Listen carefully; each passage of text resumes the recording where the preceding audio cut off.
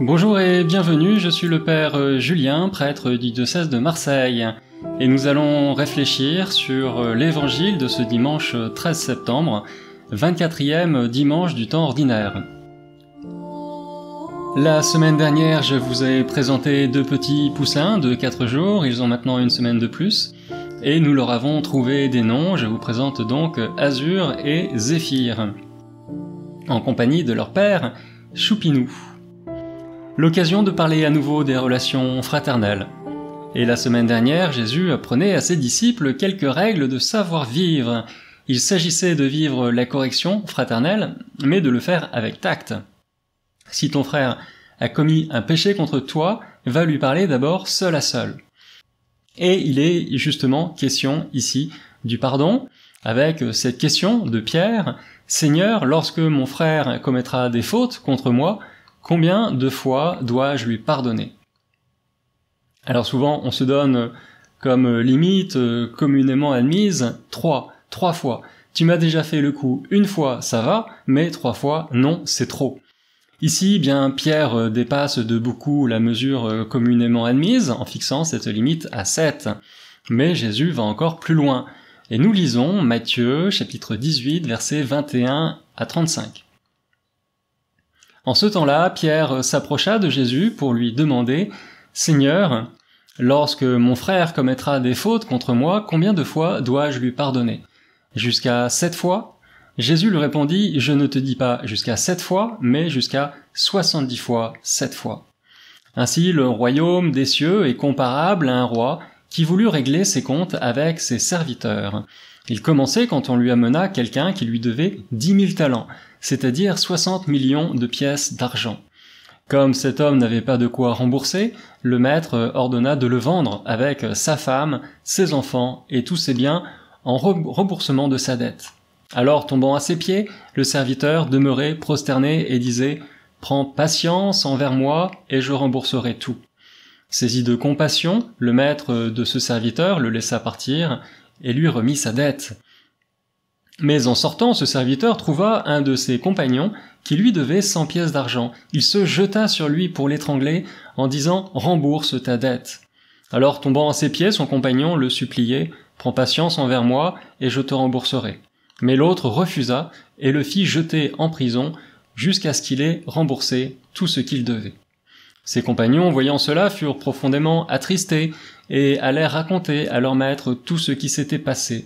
Alors celui-ci le fit appeler et lui dit « Serviteur mauvais, je t'avais remis toute cette dette parce que tu m'avais supplié. Ne devais-tu pas à ton tour avoir pitié de ton compagnon, comme moi-même j'avais eu pitié de toi ?» Et dans sa colère, son maître le livra au bourreau jusqu'à ce qu'il eût remboursé tout ce qu'il devait. C'est ainsi que mon Père du ciel vous traitera si chacun de vous ne pardonne pas à son frère de tout son cœur. Est-ce que vous connaissez un dénommé Simon Wiesenthal, personnage qui est devenu célèbre après la Seconde Guerre mondiale? Il a pourchassé les criminels nazis qui avaient tenté d'échapper à la justice en cherchant refuge à l'étranger. Son personnage est incarné par Al Pacino dans une série américaine toute récente, The Hunters.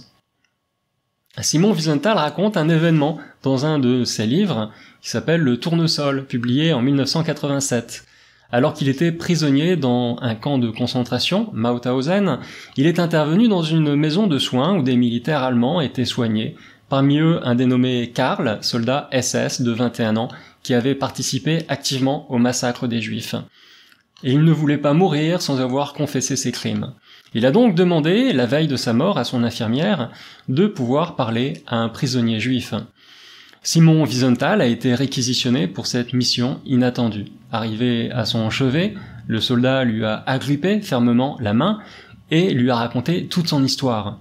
À la fin de son récit, Simon a retiré rapidement sa main et s'en est allé sans dire un mot. Pas de parole, pas de pardon. Wiesenthal ne pouvait ni ne voulait pardonner. Le livre Le Tournesol se termine avec cette question, parce que plus de 40 ans plus tard, l'auteur du livre n'était toujours pas sûr d'avoir fait le bon choix. Et vous, qu'est-ce que vous auriez fait à ma place ? Alors beaucoup ont apporté leur réponse, même après la mort de Simon Wiesenthal en 2005, la question reste en suspens. Et la plupart des réponses donnent cependant raison à Wiesenthal. Premier argument que l'on donne, ça n'aurait pas été juste. Il aurait été trop facile de pardonner ses crimes à cet homme juste quelques heures avant sa mort sans autre forme de procès. Deuxième argument, est-il possible de pardonner au nom des autres et de tout un peuple ? Et Karl avait reconnu dans ses aveux qu'il avait été amené à mettre le feu à une grange où s'étaient réfugiés 200 juifs environ. Il avait abattu tous ceux qui tentaient désespérément d'échapper aux flammes. Peut-on pardonner au nom de toutes les familles directement concernées ? Était-il le bon interlocuteur pour donner ce pardon ? Enfin, s'il l'avait fait, s'il avait pardonné, est-ce que ce pardon n'aurait pas été une façon de minimiser la gravité de l'Holocauste, la Shoah ? Eh bien, il est aussi question de pardon dans l'évangile que nous lisons aujourd'hui, et de pardon inconditionnel. À la question de Pierre qui demande à Jésus, lorsque mon frère commettra des fautes contre moi, combien de fois dois-je lui pardonner ? Jusqu'à 7 fois. Jésus va répondre, je ne te dis pas jusqu'à 7 fois, mais jusqu'à 70 fois 7 fois. Alors faites le calcul, 70 par 7, ça fait 490. Autant dire qu'on a arrêté de compter le nombre de fois qu'il a fallu pardonner. À dire qu'il faut pardonner 70 fois 7 fois, ça revient à dire que le pardon doit être inconditionnel.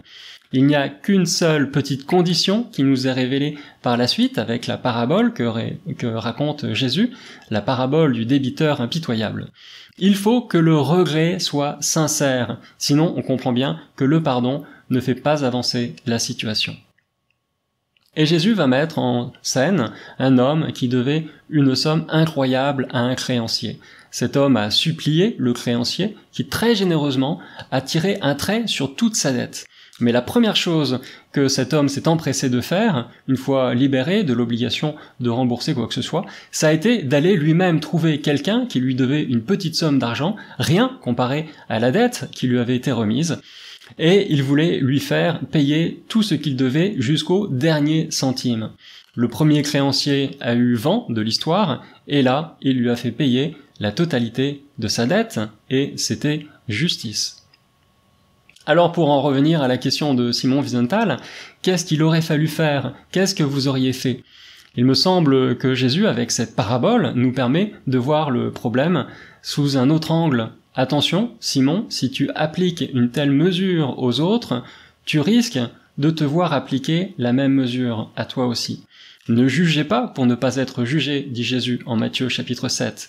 De la manière dont vous jugez, vous serez jugés. De la mesure dont vous mesurez, on vous mesurera. Et Jésus conclut sa parabole en disant vous voulez être traité avec miséricorde, commencez dès ici-bas à vivre cette miséricorde dans vos relations les uns avec les autres, parce que c'est avec sévérité que mon Père du ciel vous traitera, dit Jésus, si chacun de vous ne pardonne pas à son frère du fond du cœur. C'est un principe de réciprocité. Simon Wiesenthal pose ces deux questions principalement. Est-il juste de pardonner un tel crime ? Et puis, qui suis-je pour pardonner à la place des autres ? Et Jésus, dans l'Évangile, pose deux nouvelles questions. Est-il juste d'être pardonné si nous-mêmes nous refusons d'être pardonnés ? Autrement dit, Dieu peut-il pardonner nos offenses si nous refusons de pardonner à ceux qui nous ont offensés, comme nous le récitons dans le Notre Père ? Et puis, qui suis-je, bien sûr, pour retenir la faute, pour refuser le pardon ? Alors vous voyez, on ne peut pas répondre à la question de Simon Wiesenthal en se situant simplement à l'extérieur d'un drame qui se déroule aussi dans notre propre conscience. Nous aussi, nous sommes complices du péché, nous aussi, nous avons besoin d'être pardonnés. La parabole de Jésus vise à introduire dans l'équation notre relation à Dieu et notre condition d'homme pécheur.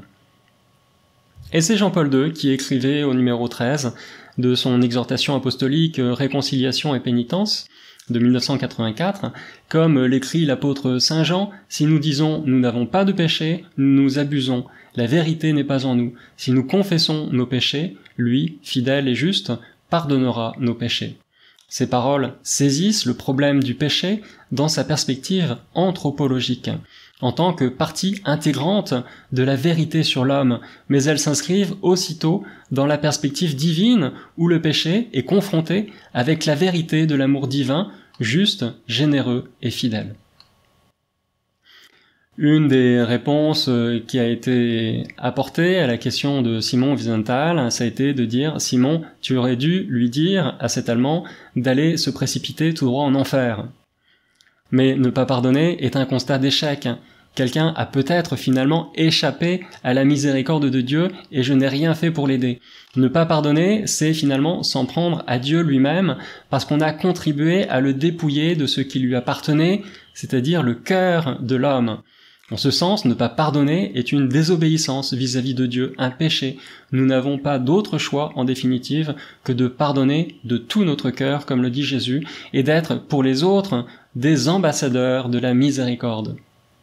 C'est l'apôtre Saint Paul qui lance cet appel dans la seconde épître aux Corinthiens, chapitre 5. « Frères, nous sommes les ambassadeurs du Christ, dit-il, et par nous c'est Dieu lui-même qui lance un appel, nous le demandons au nom du Christ, laissez-vous réconcilier avec Dieu. » Le geste de Simon Wiesenthal de retirer sa main et de partir sans un mot alors que le soldat allemand est agonisant est clairement une façon de lui dire « Non, je ne te pardonne pas ».